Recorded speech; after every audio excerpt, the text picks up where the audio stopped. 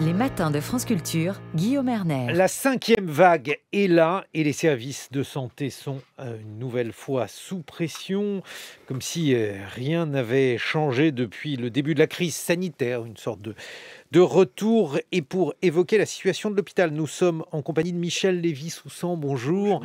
Vous êtes médecin responsable de l'unité mobile d'accompagnement et co-animatrice de la cellule de support éthique sur le groupe hospitalier Pitié-Salpêtrière et en duplex avec Jean-Luc Rouve. Bonjour. Bonjour. Vous êtes chirurgien pédiatre et président de la commission médicale de l'AP-HM. Jean-Luc Rouve, dites-nous dans quel état est aujourd'hui l'hôpital, donc avec ce début de 5e vague de Covid-19 ? L'hôpital, il est un petit peu dans l'état où on l'avait laissé dans les vagues précédentes. C'est ce qui désespère un peu, c'est-à-dire que l'hôpital était déjà bien fatigué en 2019 avant la première vague, bien dégradé. On est descendu dans la rue pour le dire. On a par la suite accumulé les vagues de Covid et là on se retrouve devant une 5e vague qui nous atteint. Alors avec un impact moins fort grâce à la vaccination, mais qui quand même perturbe fortement l'hôpital. Et avec, on voit arriver les vacances de Noël avec inquiétude, on déprogramme les malades et on rentre en plan blanc. Est-ce qu'aujourd'hui, la pression est faible, forte? Bref, comment la vivez-vous, Jean-Luc Rouve? La pression, elle est forte parce que l'outil hôpital, qu'il s'agit des moyens logistiques ou qu'il s'agit des soignants, est à bout de souffle.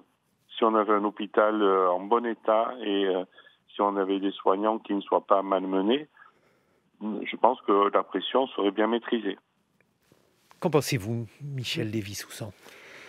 Je pense qu'il nous faut chérir la complexité et l'incertitude pendant un long temps, que cette crise hospitalière que nous vivons, elle est doublée par une crise sanitaire qui est sans précédent, qui vient percuter toutes les dimensions de notre existence, des plus intimes aux plus planétaires, et que l'hôpital, effectivement, était l'objet d'un vaste programme parce qu'il fallait réformer en profondeur le système de santé et pas seulement l'hôpital.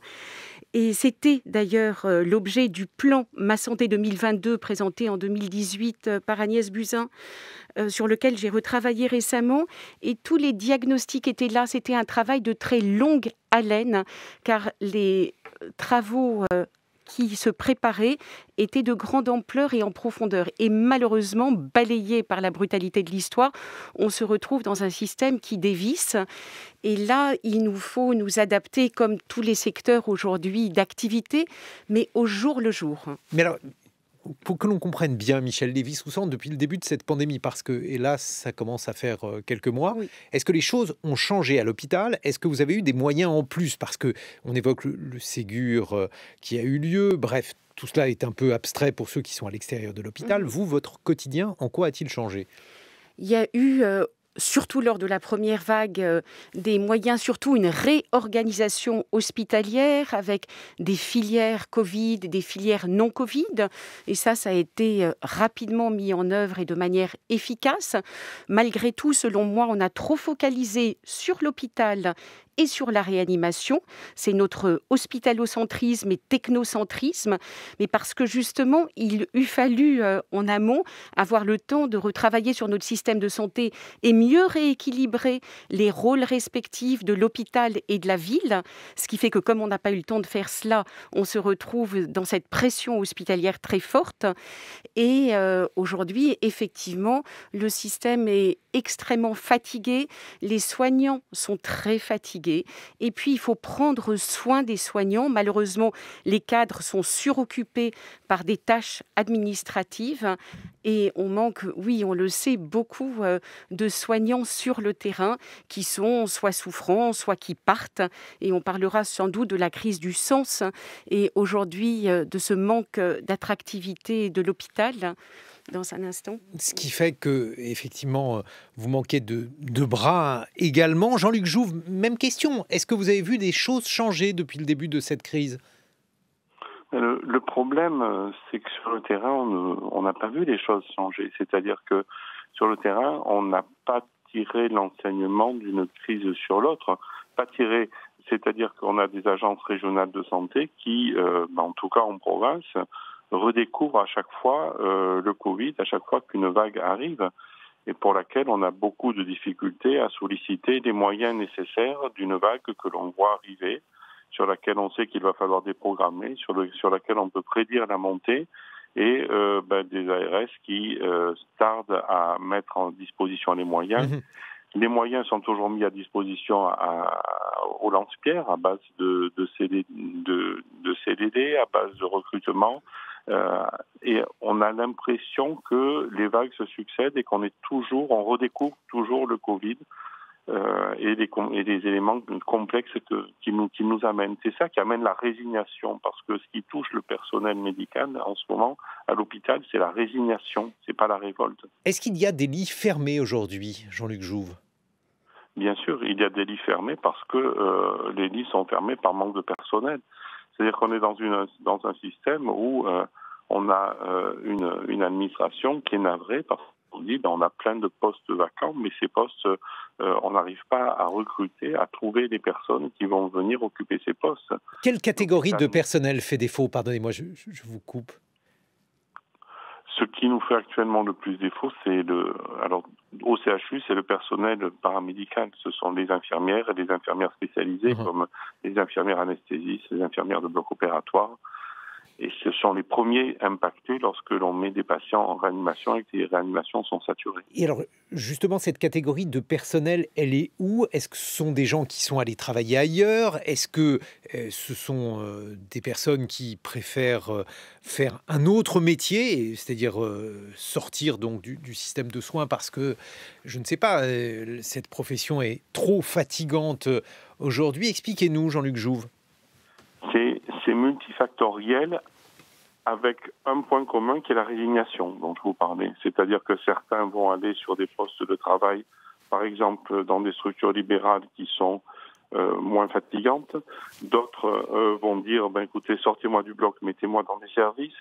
D'autres vont carrément dire, moi je vais travailler dans un EHPAD ou dans un centre de rééducation. Mais le pire, c'est ceux qui disent, écoutez, moi ma vocation c'était le soin, mais maintenant j'arrête et puis je vais faire autre chose en ville, je ne sais pas quoi, mais j'arrête. Donc sur toute cette fuite, sur toute cette hémorragie de personnel, on a un point commun qui est les gens qui baissent les bras, qui ne souhaitent plus se battre, qui arrêtent de faire ce pourquoi ils avaient bâti leur plan de carrière. Michèle Lévy-Soussan. Oui, je pense qu'il y a une crise très grave de vocation qui tient à plusieurs facteurs. Là, je nous entends parler, le langage est porteur de sens et on parle de paramédicaux. Dans une administration hospitalière, il y a deux catégories. Il y a les PM, personnels médicaux, et PNM. Ça veut dire que tout ce qui n'est pas médical est juste qualifié de non médical ou de paramédical autour. Et c'est tellement loin de finalement l'esprit d'équipe qui aujourd'hui est la seule réalité qui permet d'accueillir un patient, de soigner un patient. Et on voit bien le décalage énorme entre une gestion aujourd'hui comptable, administrative, avec des structures énormes où on déplace, j'aime pas le terme d'agent, un agent du jour au lendemain d'un endroit à l'autre en horaire variable, 12 heures de jour ou de nuit, incompatible avec une vie de famille, où on a abandonné sans doute des politiques de logement avec des temps de transport impossibles. Alors que le cœur du métier, le soin, demande une attention, une humanité, une disponibilité pour l'accueil. Et on a fait comme si on était un grand plateau technique.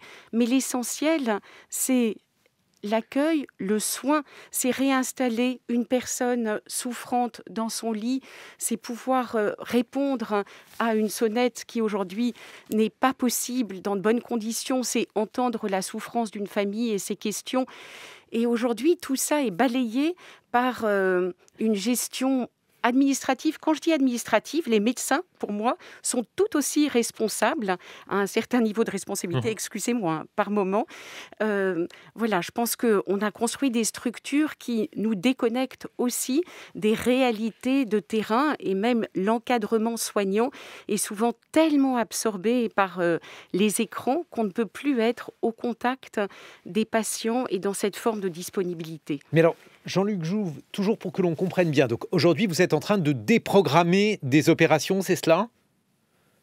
C'est cela, oui. C'est-à-dire que tout ce qui correspond à des interventions chirurgicales ou à des bilans médicaux qui peuvent patienter pendant 1 mois, 2 mois, 3 mois, on téléphone aux familles et on les décale pour janvier, février, en espérant que la vague soit passée, où on prend leur numéro de téléphone et on dit on vous appelle quand on a une fenêtre pour faire cette chirurgie, pour faire ce bilan médical qui vous est nécessaire. Donc il y a un tri qui est fait et c'est quelque chose qui est terrible. Je voudrais revenir une seconde sur la dichotomie qui a été faite entre personnel médical et paramédical. Actuellement, il n'y a pas véritablement de dichotomie, c'est-à-dire qu'on est tous des soignants et on est tous maltraitants les uns vis-à-vis des autres parce qu'on est dans la pénurie. Ce qui entraîne les tensions et la maltraitance, c'est essentiellement la pénurie jusqu'aux cadres infirmiers qui vont être maltraitants avec leurs infirmières d'équipe parce qu'elles vont les changer de poste sans arrêt, leur téléphoner chez elles pour les faire revenir, etc. C'est-à-dire que la pénurie globale dans laquelle nous vivons induit ce genre de comportement. Mais ce n'est pas un problème corporatiste au sein de la structure hospitalière. C'est un problème donc qui vient d'ailleurs, mais là aussi, toujours pour que l'on comprenne bien, Jean-Luc Jouve, parce que donc il y a des programmations, parce que les murs de l'hôpital ne sont pas élastiques. Pensez-vous qu'une autre forme de réponse soit possible dès lors que l'on est confronté à des vagues avec donc un flux et un reflux ? Alors, je pense qu'il faut repenser l'hôpital à l'aune du Covid, c'est-à-dire que il faut que l'on ait des unités qui soient des unités, alors c'est à réfléchir, mais soit des unités dormantes qu'on réactive, soit des unités de médecine interne, médecine générale, qui fassent la médecine générale et qui puissent se transformer en unité Covid au rythme des vagues que l'on va avoir à assumer, mais que l'on puisse accueillir ces patients dans ces structures-là sans pour autant déstabiliser l'hôpital dans sa globalité. Mais alors, justement, c'est ça. Pardonnez-moi, je vous coupe, Jean-Luc Jouve, mais c'est ça que j'aimerais comprendre. Comment faire ? Parce que c'est vraiment une quadrature du cercle. C'est-à-dire, on comprend bien qu'on ne puisse pas dimensionner au fur et à mesure l'hôpital en fonction des vagues épidémiques, sauf si vous considérez qu'on va vivre sous le joug de ces vagues épidémiques pendant je ne sais combien de temps. On va vivre sous le joug de vagues épidémiques et l'idée la plus logique, c'est que des unités qui sont actuellement fermées de médecine par manque de personnel, avec des lits qui ont été fermés de manière excessive, eh bien, on les rouvre et que l'on fasse des lits de médecine sur lesquels on va faire de la médecine générale, sur lesquels on va traiter les post-Covid, parce qu'il y a des Covid longs, il y a des post-Covid, avec des structures qu'il faut réinventer, des chambres qui sont des chambres isolées ou qui peuvent se transformer en chambres à 2 lits lorsque c'est nécessaire, autrement dit des unités tampons, ce que l'on appelle. Il faut repenser l'hôpital à l'aune de ce Covid, mais pas redécouvrir le Covid à chaque vague. Qu'en pensez-vous, Michèle Lévy-Soussan ? Je suis bien d'accord avec le docteur Jouve. Je pense qu'il nous faut être créatifs et rapidement, et notamment décloisonner et peut-être inviter aussi des non-professionnels. J'ai fait l'expérience moi-même comme patiente récemment, des jeunes services civils dans nos hôpitaux qui sont là dans des fonctions d'accueil, de lien des patients. C'est tout à fait intéressant et important. C'est important de considérer aussi la solidarité nationale dans cette crise sanitaire que nous vivons. Et je pense qu'aujourd'hui, la plupart des patients sont porteurs de maladies chroniques, lourdes, qui ont un impact sur leur autonomie. Et donc, le Covid en lui-même, lorsque ce n'est pas dans un contexte d'un patient qui a beaucoup d'autres pathologies, n'est pas une maladie complexe à prendre en charge médicalement. Mais c'est tout ce qu'il y a autour qui nécessite aussi de l'aide dans beaucoup d'autres systèmes étrangers. Les familles sont plus intégrées dans le soin à l'hôpital. Aujourd'hui, nos hôpitaux de proximité sont souvent tenus à l'écart et tout se fait vers un fort hospitalocentrisme de nos centres hospitalo-universitaires et de leurs plateaux techniques, alors qu'on devrait rapidement aller plus vers des structures plus légères de proximité, intégrant aussi mieux les familles peut-être, et aussi d'autres citoyens dans cet effort de solidarité urgent qui nous est demandé. Je voudrais juste rappeler que ce grand manque de soignants que nous vivons aujourd'hui, ce n'est pas le seul cas de la France. Et j'ai lu des prévisions extrêmement sévères qui sont parallèles à la démographie vieillissante de nos pays. C'est-à-dire qu'à côté des maladies chroniques, puisque malheureusement, enfin pas malheureusement, mais les progrès médicaux se sont faits dans le sens d'une chronicisation de vivre avec des maux de plus en plus lourdes et des conditions de santé de plus en plus lourdes. Eh bien, face à cette démographie du côté des patients, eh bien, la démographie des soignants est aussi vieillissante et on prévoit qu'aujourd'hui, dans le monde, il manque 18 millions de soignants et que d'ici 2050, il manque 50 millions de soignants pour venir en aide à notre voisin qui est en perte d'autonomie et souffrant. Mais alors, dans ce contexte-là, justement, Jean-Luc Jouve, est-ce que, par exemple, vous auriez préféré des mesures plus strictes du gouvernement, puisqu'on sait que s'il y a des mesures de freinage de l'épidémie, d'un côté, cela modifie considérablement la vie quotidienne des gens, mais de l'autre, cela peut atténuer la pression sur l'hôpital?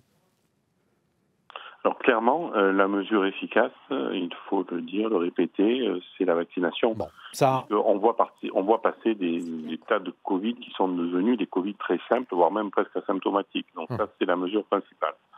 Il y a pas de souci. Mais au-delà, on est à la 5e vague. Il est temps que ce qu'on appelle le plan Marshall de l'hôpital se développe, que l'on réfléchisse au fait qu'on est dans un hôpital qui est délabré, qui a besoin de soins. L'hôpital doit être soigné, il faut le sauver et il faut repenser les choses de manière à ce que chaque vague ne fasse pas partir un peu plus de soignants et ne dégrade un peu plus l'hôpital.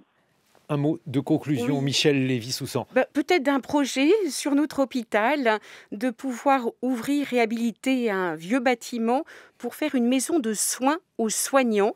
Et un appel à projet de la Fondation des hôpitaux de France, intitulé « Prenons soin de ceux qui nous soignent », nous invite à développer aussi des lieux d'accueil au sein de nos institutions de soins pour les soignants eux-mêmes. Prendre soin de l'autre, prendre soin du soignant pour qu'il puisse prendre soin de l'autre. Merci Michel Lévy-Soussan. Je rappelle que vous êtes médecin responsable de l'unité mobile d'accompagnement du groupe hospitalier Pitié-Salpêtrière. Merci Jean-Luc Jouve, chirurgien pédiatre, président de la commission médicale de l'AP-HM. Nous avons parlé de l'hôpital au risque donc du Covid avec cette 5e vague. Dans quelques instants, on va aborder l'autre volet, l'économie face à cette 5e vague. Et nous serons avec le grand économiste Robert Boyer. En attendant, il est 8h sur France Culture et je vous souhaite un excellent réveil.